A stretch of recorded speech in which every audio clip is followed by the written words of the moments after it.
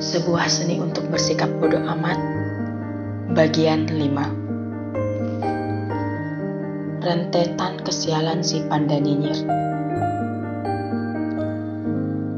Jika saya dapat menciptakan satu pahlawan super, saya akan menciptakan pahlawan yang disebut panda nyinyir. Dia akan memakai sebuah topeng mata murahan dan kaos dengan huruf kapital T di atasnya yang terlalu kecil untuk perut pandanya yang besar.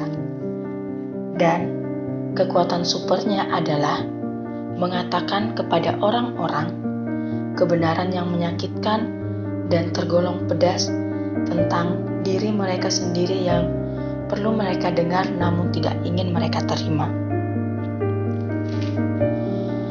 Ia akan pergi dari pintu ke pintu seperti salesman kitab suci dan membunyikan bel pintu lalu mengatakan hal-hal seperti, tentu menghasilkan banyak uang membuat Anda merasa senang.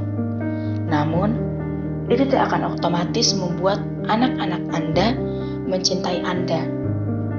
Atau, jika Anda ditanya apakah Anda mempercayai istri Anda, mungkin hati Anda akan menjawab tidak.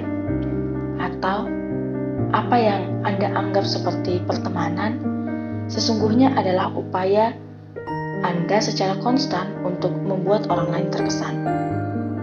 Lalu ia akan berkata kepada tuan rumah, semoga harinya menyenangkan dan melenggang ke rumah berikutnya. Ini akan terdengar luar biasa, gila, menyedihkan, tapi jelas memotivasi dan penting.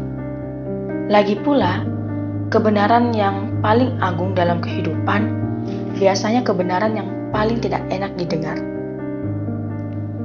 Panda nyinyir akan menjadi pahlawan yang tidak diinginkan seseorang pun namun diperlukan siapapun.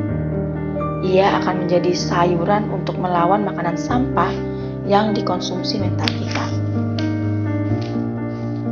Dia akan membuat hidup kita lebih baik meskipun membuat kita merasa lebih buruk. Dia akan membuat kita lebih kuat dengan membuat kita menangis, mencerahkan masa depan kita dengan menunjukkan kepada kita seperti apa itu kegelapan. Mendengarnya akan seperti menonton sebuah film di mana sang pahlawan mati di akhir cerita.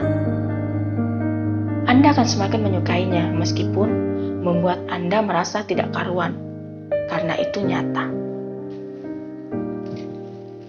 Jadi, selagi Anda masih di sini, perkenankan saya memakai topeng panda dan menyampaikan kebenaran yang tidak menyenangkan lainnya untuk Anda. Alasan sederhana mengapa kita mengalami penderitaan adalah bahwa secara biologis, penderitaan bermanfaat. Ini adalah agen alami yang diperlukan untuk perubahan yang menginspirasi. Kita telah berevolusi untuk selalu hidup dengan derajat ketidakpuasan dan kegelisahan tertentu. Karena hanya makhluk yang kurang puas dan tidak terlalu amanah yang mampu berinovasi dan bertahan hidup. Kita merasa tidak puas dengan apa yang kita miliki dan merasa puas hanya dengan sesuatu yang tidak kita miliki. Ketidakpuasan konstan ini telah membuat spesies kita terus bertarung dan berjuang, membangun dan menaklukkan. Jadi, jelas keliru, rasa sakit dan penderitaan kita bukanlah hama bagi evolusi manusia, itu adalah suatu keistimewaan. Rasa sakit dan segala bentuk merupakan alat yang paling efektif dari tubuh kita untuk mendorong suatu aksi. Ambil contoh sederhana seperti ketika kita tersandung sesuatu. Jika Anda seperti saya, ketika kaki Anda terbentuk sesuatu, kita akan meneriaki berawalan 4 huruf F yang akan membuat paus menangis. Anda mungkin juga menyalahkan beberapa benda mati atas penderitaan Anda. Meja goblok, teriak Anda. Atau mungkin Anda bahkan bertindak lebih jauh, lebih seperti mempertanyakan seluruh filosofi desain interior gara kaki tersandung. Orang idiot mana yang menaruh kursi di sini? punya otak tidak sih? Beralih dari kesakitan tersebut, rasa sakit karena jari kaki yang tersandung itu, yang Anda dan saya bahkan Paus sendiri benci, ada karena suatu alasan yang kuat. Penderitaan fisik tersebut merupakan produk sistem saraf kita, sebuah mekanisme umpan balik yang memberi kita pengetahuan akan proporsi fisik kita sendiri, di mana kita dapat dan tidak dapat bergerak dan apa yang dapat dan tidak dapat kita sentuh. Ketika kita melewati batasan itu, sistem syaraf kita sebagaimana mestinya menghukum kita dengan memastikan agar kita benar-benar memperhatikannya dan tidak pernah melakukannya lagi. Dan rasa sakit itu, sebagaimana kita membencinya, ternyata berguna. Rasa sakit memberi pelajaran kepada kita akan apa yang harus kita perhatikan ketika kita masih muda dan suka teledor. Ini membantu menunjukkan kepada kita apa yang baik dan apa yang buruk bagi kita. Ini membantu kita memahami dan menaati batasan kita masing-masing.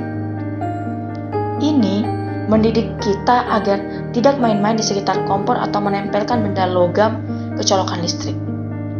Itulah alasannya bahwa menghindari rasa sakit dan mengejar kenikmatan tidak selalu berguna.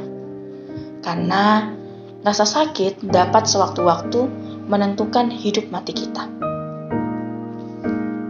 Tetapi, rasa sakit tidak semata-mata secara fisik. Seseorang yang telah menonton Star Wars pertama akan berkata kepada Anda kalau kita manusia mampu mengalami rasa sakit psikologis yang akut juga. Faktanya, penelitian telah menemukan bahwa otak kita tidak mencatat banyak perbedaan antara rasa sakit dan fisik. Jadi, ketika saya bercerita kepada Anda tentang pacar pertama saya yang selingkuh dan mencampakkan saya, dan itu membuat saya merasa seperti ada alat pemecah es yang dimasukkan pelan-pelan ke tengah-tengah jantung saya. Well, kenyataannya memang kejadian ini sangat pedih, persis seperti ditusuk perlahan dengan alat pemecah es tepat di tengah jantung. Sama halnya dengan rasa sakit fisik, rasa sakit psikologis merupakan indikasi adanya sesuatu yang keluar dari keadaan wajar. Ada beberapa batasan yang telah dilanggar. Dan seperti rasa sakit fisik, rasa sakit psikis kita tidak selamanya buruk atau bahkan tidak diinginkan. Dalam beberapa kasus, mengalami rasa sakit emosional atau psikis justru menyehatkan atau perlu. Seperti halnya jari kaki yang teruntuk mendidik kita untuk tidak lagi tersandung meja. Derita emosional akibat penolakan atau kegagalan mengajarkan kita bagaimana cara mencegah kesalahan yang sama di masa depan. Dan inilah yang sangat berbahaya dari suatu masyarakat yang dari hari ke hari selalu mengelak dari ketidaknyamanan hidup yang jelas-jelas ada. Kita kehilangan manfaat dan mengalami dosis rasa sakit yang menyehatkan. Sebuah kerugian karena kita terputus dari kenyataan dunia di sekitar kita. Pada intinya, hidup hanyalah rentetan masalah yang tidak ada ujungnya, ujar panda itu. Dia menyeruput minumannya dan membetulkan letak hiasan payung merah jambu kecil di gelasnya. Solusi terhadap satu masalah hanya akan menciptakan masalah lain. Waktu berlalu, kemudian saya heran dari mana panda tukang ngoceh ini datang. Dan hey, siapa yang membuat minuman ini? Jangan mengharapkan suatu kehidupan yang bebas dari masalah, kata panda. Tidak ada hal yang seperti itu, sebaliknya, berharaplah akan hidup yang penuh dengan masalah-masalah yang baik. Setelah itu, ia meletakkan gelasnya, membetulkan topinya dan berjalan heroik menuju matahari terbenam.